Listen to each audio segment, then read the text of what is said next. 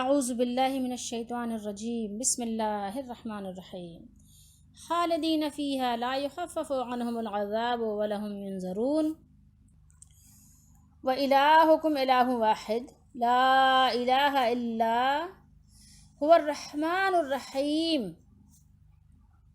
ان فی خلق السماوات والارض واختلاف اللیل والنہار والفلک التی تجری فی البحر بما ينفع الناس وما انزل الله من السماء من ماء فاحيا به الارض بعد موتها وبث فيها من كل دابة وتصريف الرياح والسحاب المسخر بين السماء والارض لآيات لقوم يعقلون۔ ترجمہ ہے تفسیر ابن کثیر کا۔ وہ اس لعنت میں ہمیشہ رہیں گے، نہ تو ان سے عذاب ہلکا کیا جائے گا اور نہ انہیں مہلت دی جائے گی، اور تمہارا معبود یا تمہارا الہکم یعنی تم سب کا الہ ایک ہی ہے، الہ واحد، ایک ہی الہ ہے جو واحد ہے، یکتا ہے، تنہا ہے، اس کے سوا کوئی معبود نہیں۔ سچا ترجمہ یہاں پر اس لیے کیا ہے کہ یہ بات محذوف ہے کہ ویسے تو بہت سارے بنے ہوئے ہیں نا، جھوٹے تو آپ دیکھیں تو جھوٹے الہ، جھوٹے معبود بننے کی تو کوئی انتہا نہیں ہے نا، بے شمار ہیں، لیکن سچا کوئی بھی نہیں ہے۔ سچا صرف کتنے ہیں؟ ایک ہے، الہ واحد، صرف ایک ہے، لا الہ الا ہو، وہ نہایت مہربان، بہت رحم کرنے والا، ٹھیک ہے، نہیں ہے کوئی الہ سوائے اس کے، ٹھیک ہے۔ یہاں پر ایک بات ہوئی، دوبارہ ریپیٹ کی گئی یہ بات، لا الہ الا ہو، ہم پڑھتے ہیں لا الہ الا اللہ، یہاں پہ لا الہ الا ہو، نہیں ہے کوئی الہ سوائے اس کے۔ یہ ہوا ضمیر کس کی طرف جا رہی؟ اللہ کی طرف جا رہی، ہوا ضمیر ادھر ہی ہے، الہ کی طرف، ٹھیک ہے، یا ادھر آپ کر لیں، جو تو ترکیب میں بنانی پڑے گی۔ بہرحال وہ کون ہے؟ ہوا الرحمن الرحیم، ٹھیک ہے، وہ جو الہ ایک ہے، لا الہ الا ہوا الرحمن الرحیم، وہ جو ہے ایک الہ، وہ بہت رحمان ہے اور بہت رحیم ہے، یعنی نہایت مہربان اور بہت رحم کرنے والا۔ یہ نہایت اور بہت کا ترجمہ اس لیے ہوا ہے، یہ مبالغے کے صیغے ہیں۔ بے شک، انا کا ترجمہ بے شک ہوا ہے۔ آسمانوں، یہ سماوات، آسمانوں، سما آسمان، سماوات، اور زمین کی پیدائش، زمین جو ہے واحد ہے، آسمان جمع کا صیغہ ہے، اور رات اور دن کے بدل کر آنے جانے میں اختلاف ہے نا، رات اور دن کیا ہے، کبھی رات آ جاتی، کبھی دن، کبھی دن، کبھی رات، کبھی رات، کبھی دن، واختلاف اللیل والنہار، لیل رات، نہار دن، ٹھیک ہے، بدل کر آنے جانے میں، اور ان کشتیوں میں جو سمندر میں ان چیزوں کو لیے چلتی ہیں، تجری یعنی کیا ہے، دوڑ لگا رہی ہیں نا، اس کے اندر کشتیاں آ رہی جا رہی، پانی پہ ایسے زبردست طریقے سے چلتی ہیں۔ آج آپ دیکھ لیں جو بوٹنگ سسٹم ہے، اس سے آپ اندازہ لگا لیں کہ کیسے زبردست طریقے سے جو ہے وہ کشتیاں چلتی ہیں پانی کے اندر، جیسے لگتا ہے کہ ہواؤں میں جہاز اڑتے ہیں، جو لوگوں کو نفع دیتی ہیں، بما ينفع الناس، اور اللہ کے نازل کردہ آسمانی پانی میں، کہ پھر اس کے ذریعے سے زمین کو جو مردہ ہو چکی تھی زندہ کیا، من ماء فاحیا به الارض، اس کے مرنے کے بعد زمین کو پھر اللہ تعالیٰ اس پانی سے زندہ کر دیتا ہے۔ اس کی یعنی بات یہ ہے کہ زمین اگر بارش نہ ہو تو ایک مردے کی طرح پڑی ہوتی ہے اور خاک اڑا رہی ہوتی ہے، دھول اڑا رہی ہوتی ہے، لیکن جب بارش نازل ہوتی ہے تو وہاں سبزہ آ جاتا ہے، اس کی زندگی، رویدگی پیدا ہو جاتی ہے، تو اس کی موت کے بعد، زمین کی مردہ ہونے کے بعد اس کو زندہ کیا۔ ایک نشانی ہے اس میں اللہ تعالیٰ کی وحدانیت کی، اور اس کی قدرت کی نشانی بھی ہے بہت بڑی، کہ جب اللہ زمین کو مرنے کے بعد زندہ کر دیتا ہے تو میں اور آپ کیا چیز ہیں۔ اور ان ہر قسم کے جانوروں، ٹھیک ہے، جو جانور ہیں اللہ نے جو پھیلائے ہیں، موتیہا، جو اس نے زمین میں پھیلائے ہیں، بسا فیہا، اس میں کس میں، ہا ضمیر زمین کی طرف ہے، اور ہواؤں کے پھیرنے میں، من کل دابۃ، دابہ زمین پہ چلنے والوں کو کہتے ہیں، ٹھیک ہے، پھیرنے میں، اور ان بادلوں میں، وتصریف الریاح، بادل کیا ہوتے ہیں، آتے جاتے رہتے ہیں نا، تو یہ وتصریف الریاح جو آسمانوں اور زمین کے درمیان پابند کر دیے گئے ہیں، वस्सहाब, सहाब भी बादल को कहते हैं ना, सहाब भी बादल को कहते हैं, गमाम भी कहते हैं। अच्छा खैर, पाबंद कर दिए गए हैं, मुसख्खर यानी मुसख्खर कर दिए गए हैं ना, ठीक है। बैना अस्समाई, बैना अस्समाई, इन सब में उन लोगों के लिए निशानियां हैं, किसके लिए? आयात, ला आयात हैं, ठीक है। किसके लिए? जो अक़ल रखते हैं, लिक़ौमी याक़िलून, अक़ल वालों के लिए निशानियां हैं। यहाँ अक़ल की बात हुई क्योंकि अक़ल जो है कुछ ना कुछ सब में होती है, और जहाँ अलबाब की बात होती है ना, लुब्बुन की जमा अलबाब, वो सबके पास नसीब नहीं होती है, लेकिन थोड़ी थोड़ी अक़ल तो सबके पास होती है। ये चीज़ें देखने के लिए सलाहियत तो सबके पास है, इसमें गौर व फ़िक्र करने की सलाहियत तो सबके अंदर है, ठीक है। चाहे वो काफिर ही क्यों ना हो, मुशरिक ही क्यों ना हो, इन चीज़ों में वो गौर व फ़िक्र कर सकता है, ठीक है। इसके समझने के लिए उसके पास उसको अक़ल दी गई है। अगर वो चाहे तो अपने अक़ल के ज़रिए से अपने मालिक तक पहुंच सकता है, इतनी अक़ल सबको वदीयत की गई है पैदाइशी तौर पर। अब हमने तर्जुमा पढ़ लिया, इसके बाद हम बात करते हैं कि इससे पहले आयात जो हमने पढ़ी थी उसमें क्या पढ़ा था कि अल्लाह ताला ने उनमें से तौबा करने वालों को मुस्तस्ना कर दिया था ना, कि जो लोग तौबा करें, यानी इल्लल्लज़ीना ताबू व अस्लहू व बय्यनू, यानी जिन लोगों ने अपनी साबिक़ा ज़िंदगी के गुनाहों से तौबा कर लिया, रुजू कर लिया, यानी वो लौट गए, मतलब साबिक़ा को छोड़ दिया और इस्लाह की तरफ लौट गए, अपने अमाल और अहवाल की इस्लाह कर ली, और जिसे पहले वो छुपाते थे उससे उन्होंने लोगों को आगाह कर दिया, उनके सामने सही बात को वाज़ेह कर दिया। तो अल्लाह ताला ने फरमाया तो मैं उनके कसूर मुआफ़ कर देता हूँ, और मैं बड़ा मुआफ़ करने वाला और बहुत रहम करने वाला हूँ। और बेशक बिला शक व शुबा रब्बे करीम की सारी बातें हक़ और सच हैं। अब फरमाया कि ये आयत करीमा इस बात की दलील है कि जब कोई कुफ्र किसी भी किस्म के, यानी किसी भी किस्म के कुफ्र में मुब्तला हो और फिर उसके बाद वो तौबा कर ले, तो अल्लाह ताला उसकी तौबा कबूल फरमा लेता है। समझ गए बात को? यहाँ पर इससे पहले ये बातें गुजर चुकी हैं, तो वो बातें यानी जो गुजर चुकी हैं, अब उसके बाद जो बात हो रही है उसी से इसका रब्त है। तो जो तौबा कर लें, इस्लाह कर लें, तो वो तो उनको तो इस्तिस्ना हासिल हो गया, लेकिन जिन्होंने ये काम नहीं किया, यानी तौबा भी नहीं की, इस्लाह अहवाल को अपने दुरुस्त भी नहीं किया, और इसी पर कायम दायम रहकर इसी पर मर गए, इसी पे दुनिया से वो चले गए, तो ऐसों पर अल्लाह और फरिश्तों और यानी तमाम लोगों की, सब लोगों की लानत है। तो वो लानत का तौक़ ही अपने गर्दन में लेके जाएंगे, वो हमेशा इसी लानत में गिरफ्तार रहेंगे, क़यामत के दिन तक उन पर लानत बरसती रहेगी। फिर जहन्नम की आग में भी उनके साथ यही कुछ मामला होगा, ठीक है, आग भी उनके साथ रहेगी। और फिर अल्लाह ने आगे फरमाया कि ला युख़फ़फ़ुल अज़ाब, ला युख़फ़फ़ु अन्हुमुल अज़ाब, ये उनसे तो अज़ाब भी हल्का नहीं होगा, मतलब अज़ाब में भी तख़फ़ीफ़ नहीं की जाएगी, अज़ाब भी हल्का नहीं किया जाएगा, उसमें भी कमी नहीं की जाएगी। वला हुम युनज़रून, और फरमाया और ना उन्हें कुछ मोहलत मिलेगी, जैसे दुनिया में थोड़ी सी मोहलत मिल जाती है ना, कभी किसी कैदी को भी थोड़ी सी मोहलत दे दी जाती है, लेकिन वहाँ उन्होंने ऐसे यानी जराइम कर लिए हैं कि अब जो है उन्होंने मोहलत के सारे दरवाजे बंद कर दिए हैं, ठीक है, उन पर ऐसे मुकदमे चल रहे हैं कि अब उनका जो है ना रिहाई उनकी मुमकिन नहीं है, और ना ही उसमें तख़फ़ीफ़ मुमकिन है।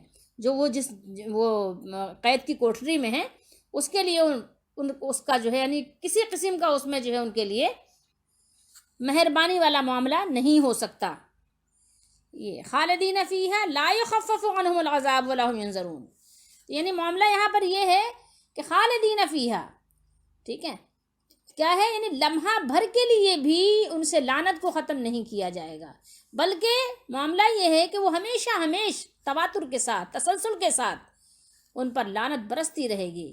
फ़नऊज़ु बिल्लाहि तआला, अल्लाह ताला से हम पनाह मांगते हैं, मिन ज़ालिक, ये इस तरह के कामों से हम अपने रब्बे करीम की पनाह मांगते हैं कि वो हमें ऐसे कामों से बचाए कि जिससे हम उसके अज़ाब में गिरफ़्तार हो जाएं और अज़ाब में तख़फ़ीफ़ ना हो। अल्लाह हम सबको अपनी रहमत फरमाकर अज़ाब से बचाकर जन्नत वालों में कर दे, अपनी रहमत वालों में कर दे, आमीन। अब अल्लाह ताला ने अपनी उलूहियत का ज़िक्र फरमाया, इलाह होने का बयान फरमाया कि तुम सब का जो इलाह है वो एक ही है, इलाहु वाहिद, एक इलाह है तुम सबका, और जो वाहिद व तन्हा है, ला इलाहा इल्लहु, उसके अलावा कोई और इलाह है नहीं, वो रहमान और रहीम है। अब इस पर बात होगी। अल्लाह ताला ने बयान किया कि वो अपनी उलूहियत में अकेला है, ठीक है, वो अपनी उलूहियत में क्या है, अकेला है, उसकी शान ये है कि वो तन्हा है, ठीक है, उसकी शान उलूहियत में कोई भी उसका शरीक नहीं है, کوئی اس کا ساجھی نہیں ہے. ساجھی وہ ہوتا ہے نا، جیسے کہتے ہیں نا ساجھے کی ہانڈی، ساجھے کی کھیتی، یعنی جس میں کوئی اور بھی ہو پارٹنر آپ کا. ٹھیک ہے، ہوتے ہیں نا، آپ نے ایک کمپنی لگائی، انڈسٹری لگائی، یا آپ نے کھیتی کی، تو آپ نے کسی کو شامل کر لیا کہ بھائی آدھا میرا ہوگا اور آدھا آپ کا ہوگا، اور ہم دونوں مل کے کریں گے اور آدھا آدھا بانٹ لیں گے. اسی طریقے سے آپ نے کوئی گھر بنایا تو آدھا آدھا کر لیا آپ نے کہ آدھا آپ کا آدھا میرا، تو اس کو کہتے ہیں ساجھا. ٹھیک ہے، اسی طریقے سے کمپنیاں بھی ہوتی ہیں، انڈسٹریاں بھی ہوتی ہیں، فیکٹریاں بھی ہوتی ہیں نا. اس کے علاوہ یہ کہ ساجھے کی ہانڈی بھی ہوتی ہے کہ بھائی ساجھے کی ہانڈی یہ کہ بھائی ون ڈش پارٹی کرتے ہیں نا، کہ بھائی آپ کا بھی اور میرا بھی. اس طرح سے بہت ساری چیزیں ہوتی ہیں. تو اللہ تعالیٰ نے یہاں اپنی بات بیان فرمائی، اور اپنے لیے اللہ تعالیٰ نے سورہ نحل میں 14ویں پارے میں ارشاد فرمایا کہ فلا تضربوا للہ الامثال. دیکھو اللہ کے لیے مثالیں بھی نہیں بیان کیا کرو، اللہ کی کوئی مثال نہیں ہے. ٹھیک ہے، تم بندے ہو، تم مملوک ہو، وہ مالک ہے، وہ رب ہے، وہ رب کائنات ہے، وہ الہ ہے. اس کے ساتھ تمہاری مماثلت اور مثال کیسے ہو سکتی ہے؟ ہاتھی چیونٹی کی مثال تو کچھ نہ کچھ بن سکتی ہے، لیکن بندے کی اور مالک کی مثال تو کوئی بھی نہیں بن سکتی نا. ہاں، مثال بلا تشبیہ ہو جاتی ہے، انسان سمجھانے کے لیے کوئی مثال دے دیتا ہے. جیسے جنت کا ذکر آ جاتا ہے تو اس کی مثال دے دی جاتی ہے، لیکن جنت کی کوئی مثال ہے نہیں. کیوں؟ اس لیے کہ وہ جب کسی کے دل پہ، کسی بشر پہ اس کا جو ہے یعنی گمان ہی نہیں گزرا، تو اس کی کیسی مثال سے سمجھے گا؟ نہیں سمجھے گا. لیکن ہاں، سمجھانے کے لیے مثالیں دے دی جاتی ہیں، یہ اور بات ہے.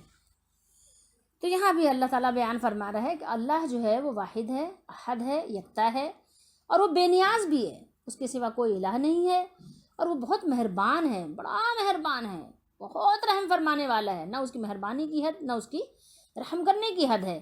مبالغے کی صیغے ہیں. ٹھیک ہے، اچھا اس میں فرق بھی کیا ہے لوگوں نے رحمان الرحیم میں الفاظ کے لحاظ سے، کہ جب الفاظ زیادہ ہوتے ہیں تو اس میں اس کے معنی بھی زیادہ بن جاتے ہیں. اس کو چھوڑ دیجئے، لیکن بس سمجھیے کہ دونوں ہی بہت زیادہ یعنی بہت زیادہ ہی کا معنی دیتے ہیں. ان آیات کا خوب کثرت سے ذکر کیا کریں. وَإِلَٰهُكُمْ إِلَٰهٌ وَاحِدٌ لَا إِلَٰهَ إِلَّا هُوَ الرَّحْمَٰنُ الرَّحِيمُ. دعا مانگنے سے پہلے بھی یہ آیات پڑھا کریں، اللہ دعائیں قبول فرمائے گا اپنی رحمت سے. اللہ ہم سب کی دعائیں قبول فرماتا بھی ہے، بے شک وہ بہت دعاؤں کا سننے والا ہے. تو جب دعا کرنی ہو تو یہ آیات پڑھا کریں. اس کے علاوہ بھی ان آیات کا یعنی ذکر کیا کریں، ورد کیا کریں. جب یعنی یاد آئے تو پڑھیں. اور ویسے بھی قرآن مجید کے ایک ایک حرف پر آپ کو 10 نیکیاں ملتی ہیں.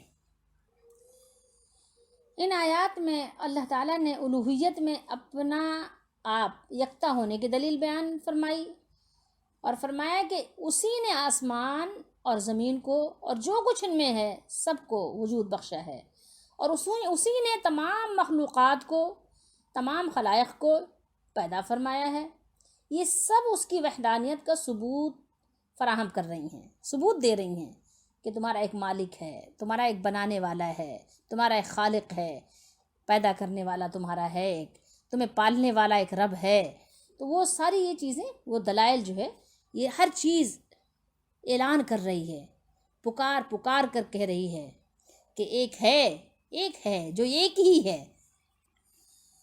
تو اگر آپ سمجھتے ہیں کہ کوئی بارش برسانے والا ہے، کوئی ہاں کسی کی دعا سے بارش ہو تو یہ بالکل ممکن ہے، لیکن اگر آپ کے خیال میں کہ کوئی بارش برسانے والا ہے تو لے آئیے، ہم بھی دیکھتے ہیں کہ ہے کوئی بارش برسانے والا ہے کوئی زمین کو مردہ ہونے کے بعد زندہ کرنے والا ہے کوئی زمین والوں کو روزی دینے والا. اگر ہے تو لے آئیے سامنے. دلائل توحید. ان فی خلق السماوات والارض، ٹھیک ہے، واختلاف اللیل والنہار. تو فرمایا اللہ تعالیٰ نے کہ بے شک آسمانوں اور زمین کے پیدا کرنے میں، آسمانوں کی رفعت، لطافت، وسعت، نجوم و کواکب، نجم کی جمع نجوم ہے نا، نجم کہتے ہیں ستارے کو، نجوم یعنی ستاروں، کواکب، اور ستاروں اور سیاروں اور فلک پر ان کی گردش میں، اور زمین میں، اور اس کی کثافت، پستی، اور اس کے پہاڑوں، سمندروں اور جنگلوں، بیابانوں، آبادیوں اور منافع میں جو اس میں رکھ دیے گئے ہیں. آپ مطلب کیا کچھ اللہ تعالیٰ نے اس میں رکھا ہے بتائیے. آج تو بہت زیادہ سائنس نے ترقی کر لیا، تو کوئی ڈھکی چھپی بات تو نہیں ہے کہ اللہ نے اس کے اندر کیا کچھ رکھا ہے. اور مزید یہ بیان فرمائے واختلاف اللیل والنہار، یہ دن اور رات کی جو یعنی اختلاف ہے، تبدیلیاں ہیں، ایک دوسرے کے پیچھے آتے جاتے رہتے ہیں. ان میں سے ایک آتا اور دوسرا چلا جاتا ہے. جب دن آ جاتا ہے تو رات چلی جاتی ہے, رات آتی ہے تو دن چلا جاتا ہے. لمحہ بھر کے لیے بھی نہیں رکتا. ٹھیک ہے, جیسا کہ اللہ تعالیٰ نے خود ہی ارشاد فرمایا کہ للشمس ينبغي لها ان تدرك القمر ولا الليل سابق النهار وكل في فلك يسبحون.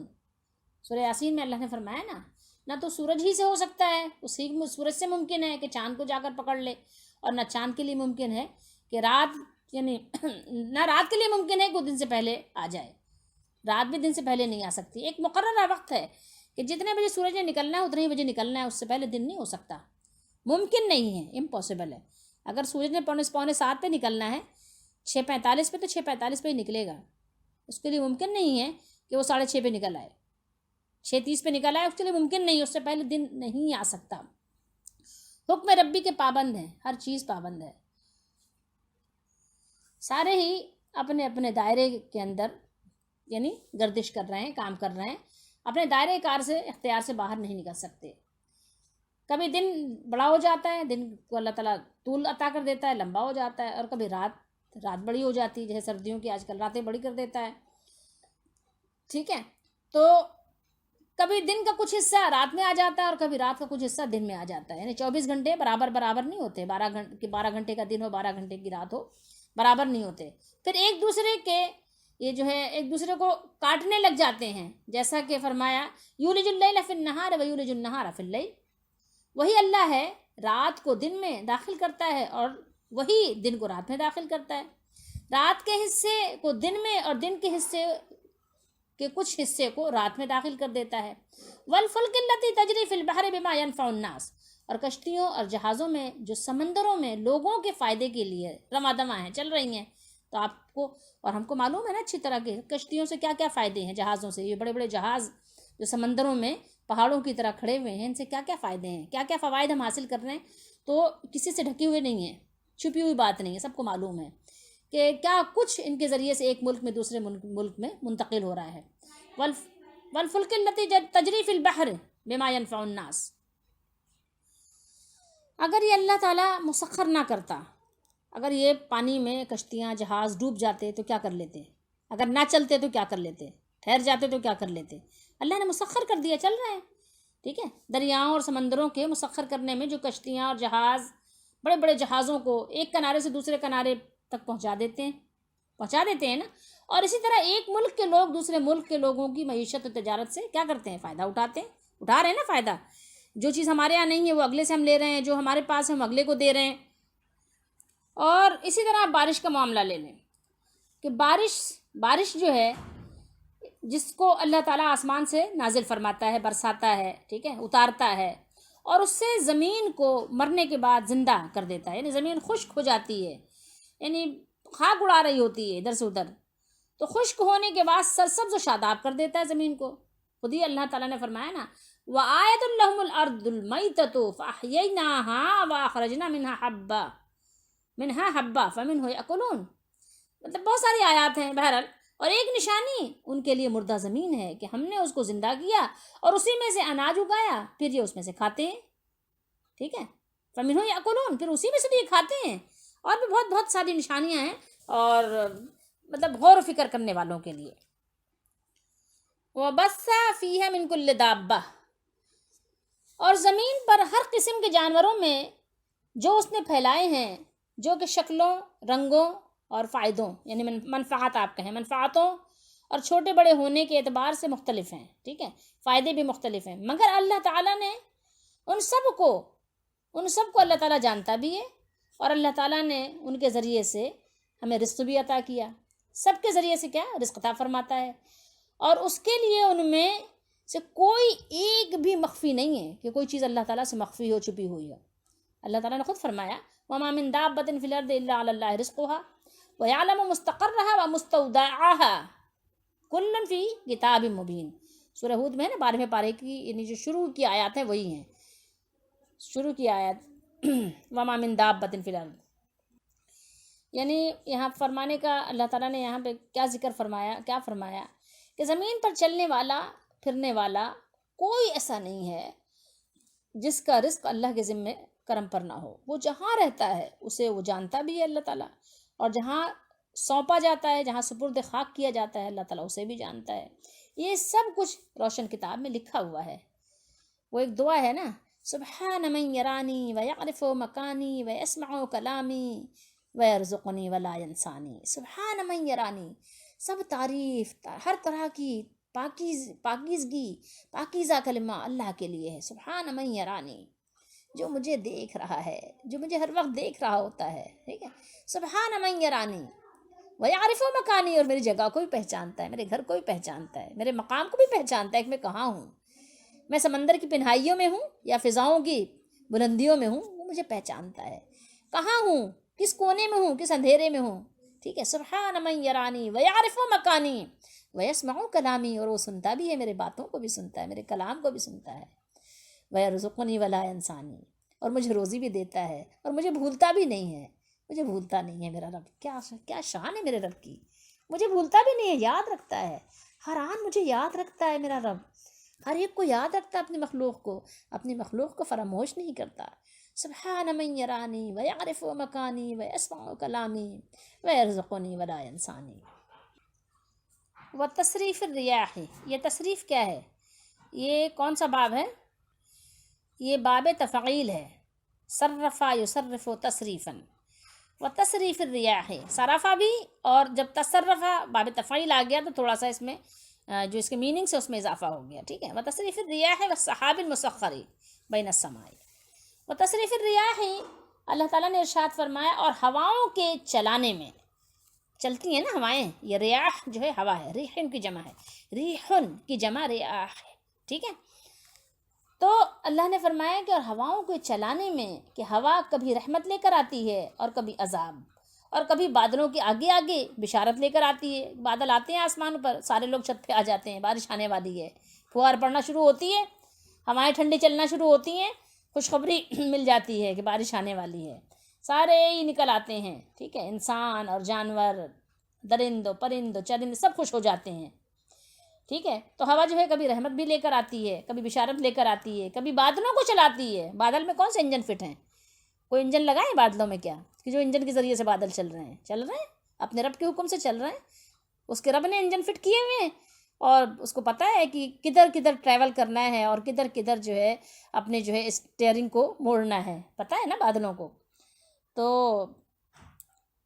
کبھی جمع کر دیتی ہے ہوا، کیا کرتی ہے، کبھی کبھی بادلوں کو منتشر کر دیتی ہے، بادل پھٹ جاتے ہیں، منتشر ہو جاتے ہیں، ادھر ادھر ہو جاتے ہیں، ہوائیں ان کو بکھیر دیتی ہیں، اور کبھی جمع کر دیتی ہے، بالکل ایک دوسرے میں گھس جاتے ہیں، ٹھیک ہے، کبھی کبھی الگ کر دیتی ہے، اور کبھی ایک دوسرے میں گھسا دیتی ہے، اور کبھی اس کو شمال کی جانب کر دیتی ہے، ٹھیک ہے، کبھی وہ شمال کی طرف چل پڑتے ہیں، اور کبھی یمن کی طرف، ٹھیک ہے۔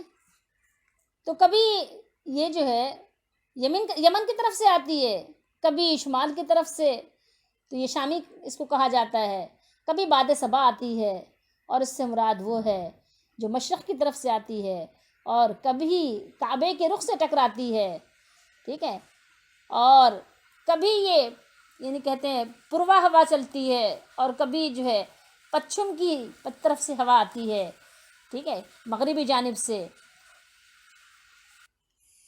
ایک ہوا چلتی ہے صبح کے وقت جس کو نسیم کہتے ہیں، نسیمن، انتہائی ٹھنڈی، میٹھی، انتہائی نرم، ایسی زبردست ہوا ہوتی ہے کہ ابھی اس کا وقت نہیں ہے، کہ جو نسیم باد نسیم چلتی ہے، رات بھر کا تھکا ماندہ بھی صبح کے وقت سو جاتا ہے، رات بھر کا مریض بیمار بھی سو جاتا ہے اس وقت میں۔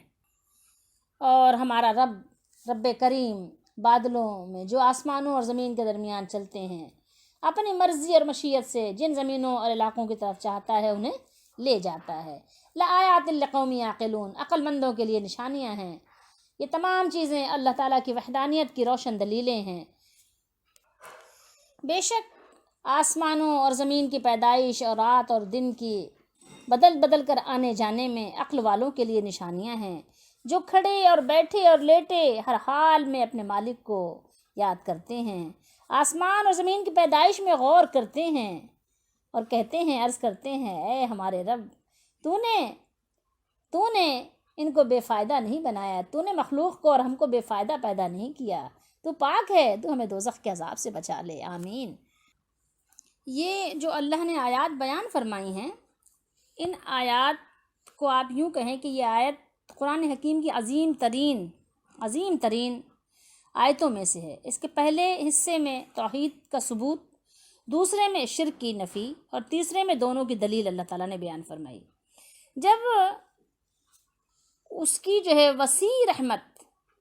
اسی کی وسیع رحمت، اللہ تعالیٰ کی رحمت پر تمہارے وجود، تمہاری بقا اور نشو و نما، جو ہماری نشو و نما ہو رہی ہے، تمہارے آرام و راحت کا دار و مدار ہے، تو اس کے علاوہ اور کون ہے جو الہ یا معبود بننے کا حقدار ہو؟ کون ہے جو ہمسری کا دعویٰ کرے کہ ہاں ہم بھی برابر ہیں؟ اس کا تو کوئی کفو نہیں ہے نا۔ تو کون ہے جو اس کا حق رکھے؟ اب کیا ہے، نفی جواب کس میں ہوگا؟ نفی میں ہوگا نا، نہیں ہے نا کوئی ہے؟ تو زبان قال سے تو کوئی بھی نہیں کہتا، لیکن زبان حال تو بہت سے لوگوں کا کہہ رہا ہے کہ کوئی اور بھی ہے، کوئی اور بھی ہماری مصیبتوں کو ٹال دیتا ہے۔ غور کریے گا ان آیات پہ، اس کو پڑھیے گا، پھر غور کیجیے گا۔ کوئی ہے؟ آیات پکار کر کہہ رہی، کوئی ہے اس کے علاوہ؟ کوئی ہے تو سامنے آئے۔ بہر سو جلوے دلدار دیدم، ہر طرف اللہ رب العالمین وحدہ لا شریک، یکتا اور واحد مولا کا جلوہ ہے۔ بہر سو جلوے دلدار دیدم، بہر چیز جمال یار دیدم، ہر چیز میں اللہ رب العالمین کا جمال نظر آ رہا ہے۔ ایک گلاب کا پھول ہی کیا ہے، گھاس دیکھیں، ہری ہری گھاس میں بھی اس کا جمال نظر آتا ہے۔ یہ اتنی خوبصورت اشیاء ہیں تو وہ مالک کتنا خوبصورت ہوگا؟ اس مالک کے یعنی خوبصورت اس کو کیا کہیں، اس کے جمال کا کون اندازہ لگا سکتا ہے؟ ہر چیز پکار کر کہہ رہی ہے، کوئی بھی الہ ہونے کا حق نہیں رکھتا کسی بھی طرح سے، ٹھیک ہے؟ ہر چیز کا ہمارا جو کچھ بھی ہے اس کا دار و مدار کس پر ہے؟ ہمارے مالک پر ہے، وہی الہ ہے اور وہ واحد و یکتا ہے، ٹھیک ہے؟ تو اس آیت میں توحید کے دلائل شرح و بسط سے اللہ تعالیٰ نے بیان فرمائے ہیں۔ اس اہم ترین اور مشکل ترین یہ جو مسئلے ہیں یا مسائل کہ اس بات کے لیے قرآن کا طرز جو استدلال ہے وہ فلسفیوں کے طرز استدلال سے بالکل مختلف اور الگ ہے۔ قرآن مجید فکر و نظر کے گڑھے ہوئے دلائل پیش نہیں کرتا جو پیچیدہ سے پیچیدہ اصطلاحات سے بوجھل ہو جاتے ہیں، جن کو سمجھنے کے لیے ایک خاص طور سے یعنی ذہنی اور علمی استعداد کی ضرورت ہو، اور سمجھ آ بھی جائیں تو ان میں وہ زور نہیں ہوتا، اس میں وہ طاقت نہیں ہوتی، اس میں وہ اثر نہیں ہوتا کہ وہ انسان کو شک اور گمان کی دلدل سے نکال کے باہر کر لیں یا باہر کھینچ کے لے آئیں اور یقین کی منزل تک پہنچا دیں۔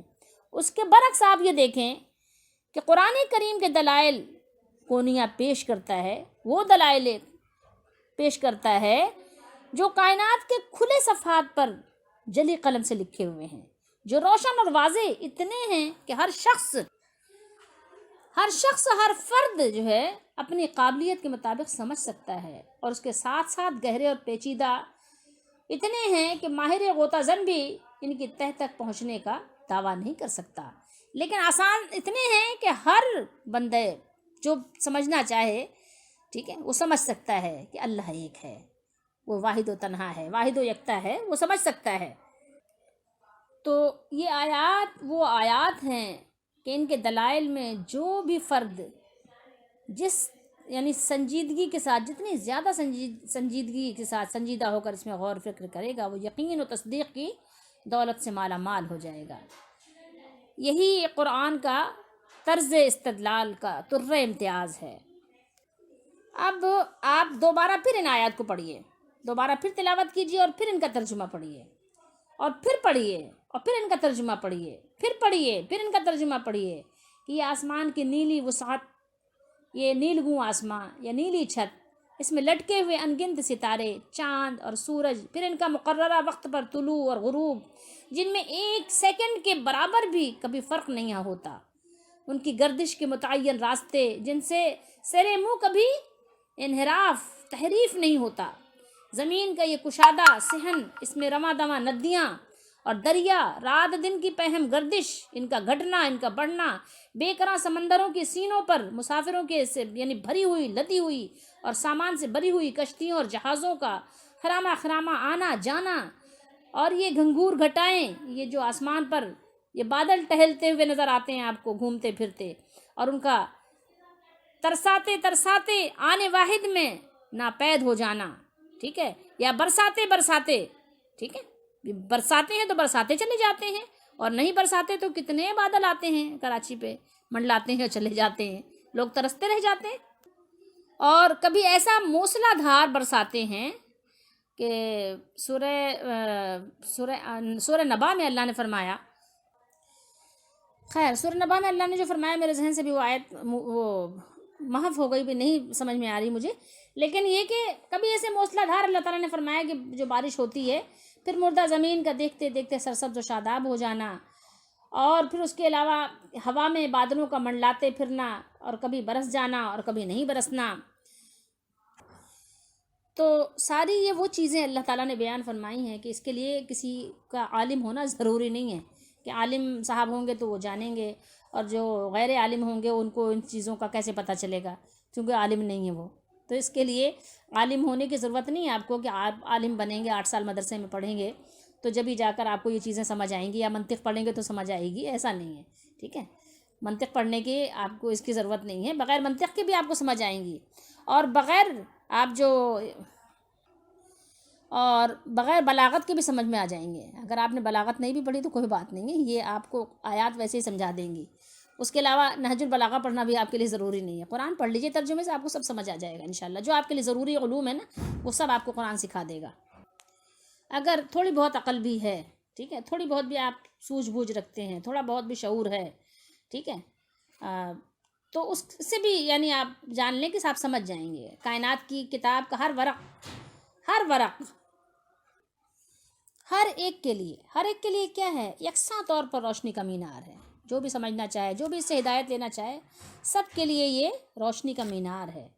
اور یہ بات بھی یاد رکھیے، اس کے باوجود اس میں لطف و کرم یہ ہے کہ اتنا واضح ہونے کے باوجود اتنا سطحی بھی نہیں ہے کہ آپ جو اہل فکر ہیں، جو اہل نظر ہیں، جو اپنے آپ کو بہت زیادہ عقل کل سمجھتے ہیں، ٹھیک ہے، جو اپنے آپ کو ذہین و فطین سمجھتے ہیں، جو اپنے آپ کو اہل دانش سمجھتے ہیں، تو اہل دانش کے لیے اس میں دلچسپی کا کوئی سامان نہیں ہے، بلکہ ان کو دعوت دے رہا ہے، دعوت فکر دے رہا ہے، اپنے نشر و تحقیق سے ذرے ذرے کا دل چیریں اور دیکھیں کہ ان میں اسرار و رموز اور قوت و طاقت کے وہ سمندر موجزن ہیں جن کا انہیں تصور تک نہیں ہے، جن کا وہ سوچ بھی نہیں سکتے۔ آئیے قرآن آپ کو وہ سوچ بھی دے رہا ہے، آپ کے لیے وہ سارا کچھ اس میں ہے جس سے آپ دلچسپی رکھتے ہیں۔ آئیے قرآن میں آپ کو ہر وہ چیز ملے گی، یہی تو اس کا اعزاز ہے،